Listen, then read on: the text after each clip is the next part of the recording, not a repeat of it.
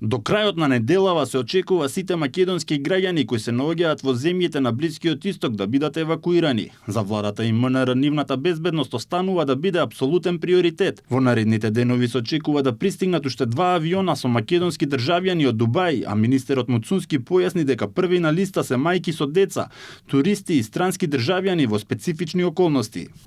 Прво, жените и малите деца имаат приоритет.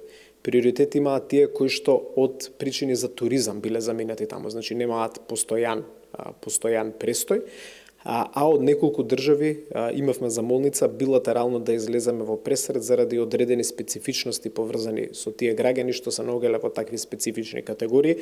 Во Доха досега се регистрирани 162 лица, од кои 89 изразиле подготвеност за евакуација. Во Кувајт се пријавени 36 лица, во Бахрейн 15, а во Саудиска Арабија уште 5 мина. 14 лица кои претходно се пријавиле за евакуација не се пријавиле на аеродромот во Дубај, а за да се пополнат празните места биле повикани други граѓани кои биле на листата на чекање. Вчера на аеродромот во Дубај 14 лица кои што барале до последен момент евакуација одлучиле да не се појават. Среќа имавме подготвено план за таква ситуација, имавме така наречена листа на чекање и нашата амбасада во Абу Даби веднаш контактираше со група граѓани кои што беа подготвени да дојдат.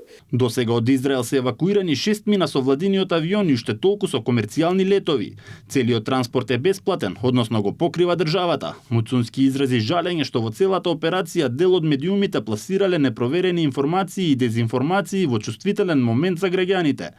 Предупреди дека со ширењето на лажни вести се создава непотребна паника и се поткопува довербата во институциите, а истовремено се урива и меѓународниот углед на државата.